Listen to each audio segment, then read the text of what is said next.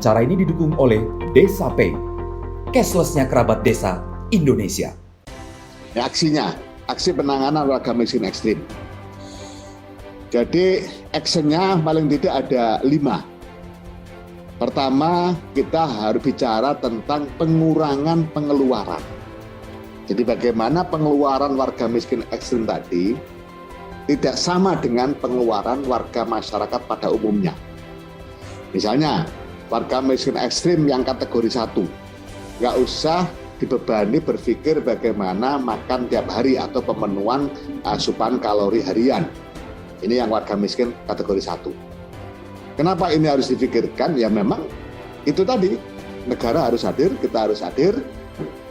Bagaimana dia jangan sampai tidak makan, atau sehari makan, sehari tidak makan, atau makan sehari sekali, nggak boleh terjadi. Maka harus difikirkan gerakan asupan kalori harian. Yang kedua, bedah rumah. Kondisi rumah yang tidak layak huni segera diselesaikan. Yang ketiga, subsidi listrik. Nah, ini anggarannya sudah banyak, program ini sudah jalan. Tinggal memastikan bahwa program ini memang dirasakan oleh mereka yang memang berhak. Kemudian cek kesehatan bagi yang penyakit penaun, kronis, dan seterusnya. Tidak perlu berpikir untuk bagaimana membeli obat, bagaimana membayar uang periksa, dan seterusnya, mengeluarkan dan seterusnya, karena semua sudah ditangani atau dihandle oleh pemerintah. BPJS Kesehatan juga begitu. Pendidikan anak di kelompok itu, kelompok miskin ekstrim kategori 1 juga sudah tertangani karena sudah ada kartu Indonesia Pintar dan semuanya sudah ada, bukan membuat baru, semuanya sudah ada, tinggal menerapkan. Paling yang bikin baru itu gerakan asupan kalori harian, tetapi desa sudah pengalaman, banyak sudah desa yang bisa melakukan itu dan saya sudah melihat sendiri. Bahkan setiap hari desa itu bisa memberi makan. Itu pun lumbung desanya masih tersisa dalam kurun setahun, sehingga sisanya dijual, bisa dibelikan pakaian untuk warga miskin yang masuk kategori penanganan itu. Mereka belum kita ajak ngomong tentang penuntasan warga miskin ekstrim, mereka sudah berjalan. Ini loh hebatnya desa itu kan di situ. Apalagi kemudian kita ajak diskusi dan kita bantu pemetaan, penanganan, dan intervensinya juga ada, pasti selesai sudah. Nah, selain pengurangan pengeluaran, kita juga berpikir meningkatkan pendapatan. PST, kartu prakerja, BLT, dan lain-lain. Jadi peningkatan pendapatan itu adalah income yang dihasilkan meskipun itu program yang dibikin. Misalnya BLT. Dengan dapat 300.000 per bulan, tanpa harus memikirkan pengeluaran tadi, ini kan sudah nilainya tinggi. Ini kayak persis dengan P3 tadi tentang 1,9 kok jadinya setara 12.000 itu sama dengan ini. Satu keluarga menerima 300.000 dari BLT misalnya, tapi dia sudah tidak memikirkan tentang listrik, tidak memikirkan tentang rumahnya yang sudah direhab tadi, air bersihnya sudah tercukupi, tidak memikirkan sekolahnya anak, tidak memikirkan biaya pemeriksaan kesehatan. 300.000 ini berarti nilainya luar biasa, besar banget. Bandingkan dengan 300.000 dipegang oleh keluarga yang masih harus memikirkan listrik, memikirkan sekolah anak, memikirkan rumah yang sanitasi air bersihnya nggak memenuhi syarat. Pasti 300.000 itu sangat tidak berarti dengan kondisi itu. Nah, itu persis dengan tadi P3 tadi terkait dengan 1,99 US dollar. Nah, yang ketiga, maka peningkatan pendapatan banyak sekali program sudah berjalan. BLT sudah, padat karya misalnya. Semua kementerian, banyak kementerian, bukan semua, banyak kementerian ada program padat karya. Kementerian Perhubungan, Kementerian PUPera, Kementerian Ketenagakerjaan, dan seterusnya. Kemudian program-program pemberdayaan banyak banget. Dan banyak juga bank-bank yang juga melakukan pendampingan pemberdayaan, selain tentu Kementerian Koperasi dan UMKM. Kemudian BUMDes ini juga pemberdayaan dan seterusnya. Yang ketiga, pembangunan kewilayahan. Nah, sanitasi pemukiman keluarga miskin dan miskin ekstrim didahulukan penyelesaiannya. Sarana prasarana transportasi pemukiman maupun sarana transportasi warga, misalnya yang difabel, itu harus segera disediakan. Dan itu ada semua programnya. Tinggal itu tadi lebih menetapkan sasaran supaya tepat betul sesuai dengan yang membutuhkan. Nah, kemudian yang keempat, aksi yang keempat adalah pendampingan. Nah, pendampingan ini sekaligus untuk keberlanjutan. Misalnya pemerintah daerah terus mendampingi, Kementerian Desa juga mendampingi fokus RKP-Des. Nah, permen tentang perencanaan bangunan sudah kita keluarkan dan pendampingannya sudah ada pola-polanya. Sehingga dana desa misalnya ditambah dengan ADD itu betul-betul berpihak pada keberlanjutan penanganan warga miskin ekstrim. Kemudian pendampingan warga miskin ekstrim bisa oleh desa, bisa oleh pendamping desa, siapapun nanti terlibat di dalam pendampingan. Dan yang kelima, aksi yang kelima adalah melembagakan atau adanya sebuah lembaga yang mengawal keberlanjutan itu supaya tidak turun lagi, tidak muncul lagi warga miskin ekstrim sudah tertangani atau tidak ada tambahan warga miskin ekstrim baru. Nah, kelembagaan ini misalnya contoh aja ini, misalnya Posyandu Kesejahteraan di basis-basis kemiskinan ekstrim. Basis kemiskinan ekstrim itu RT.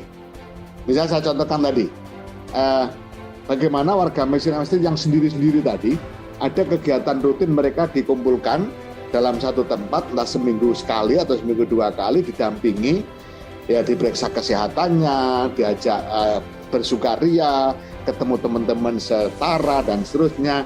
Nah, sehingga mereka ada kebahagiaan dan membuka akses sosial, relasi sosial yang lebih bagus, dan itu pasti akan menjadikan mereka semakin sehat karena kondisi psikologisnya tertangani dengan bagus. Nah, siapa yang menangani? Misalnya Posyandu Kesejahteraan ini yang menangani. Kenapa kita usulkan Posyandu? Kata Posyandu itu sudah sangat familiar. Semua warga masyarakat desa sudah kenal dengan Posyandu, dan persepsi tentang Posyandu pasti bicara tentang gotong royong, bicara tentang kesalehan sosial, kebersamaan dan seterusnya. Dan pada kenyataannya di desa-desa itu sudah berkembang.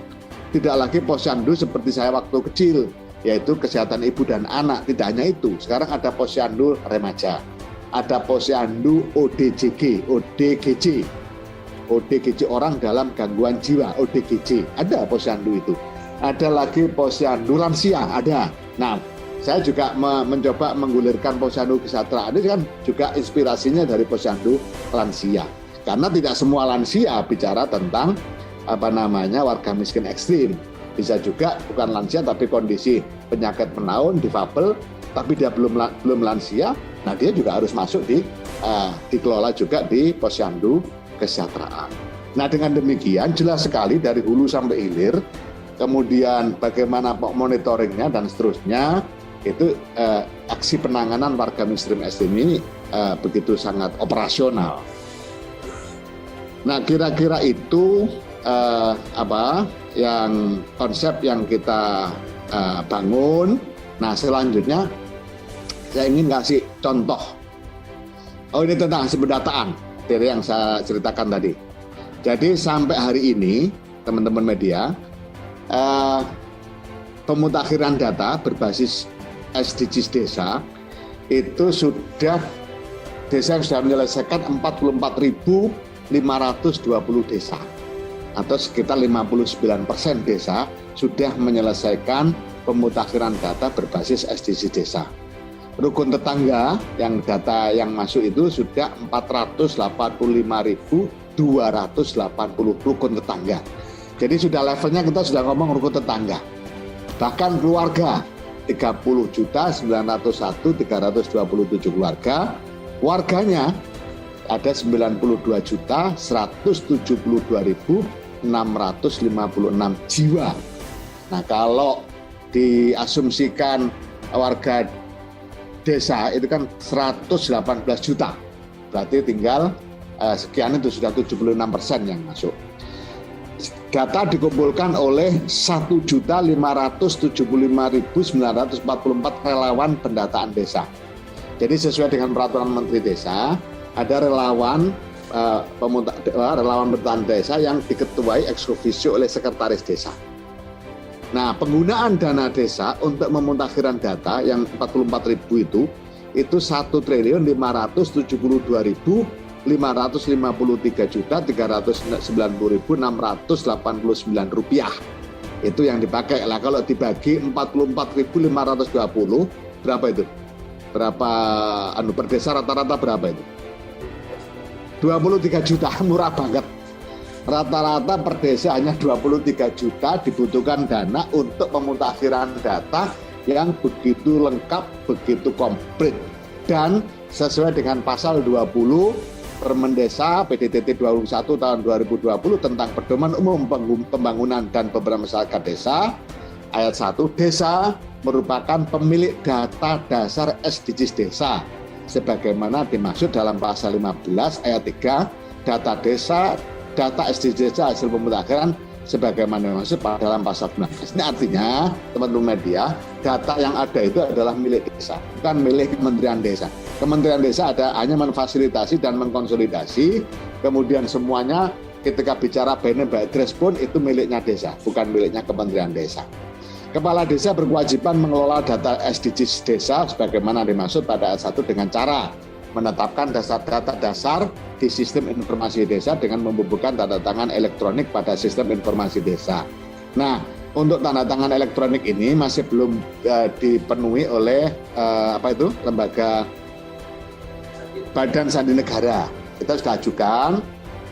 Kenapa harus ada elektronik supaya akuntabilitasnya mudah, karena sekarang sudah bicara sistem informasi desa, sudah bicara desa digital dan seterusnya.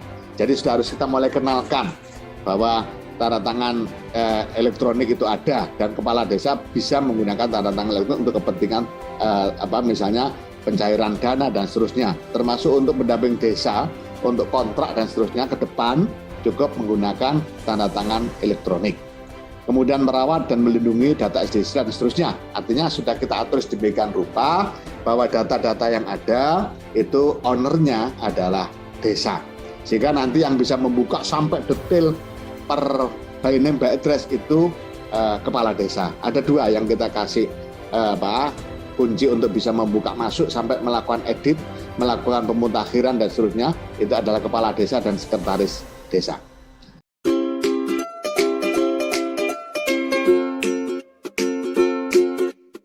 Dapatkan kabar baik dan kebaikan desa dan perdesaan hanya di TV Desa News. Unduh aplikasinya segera.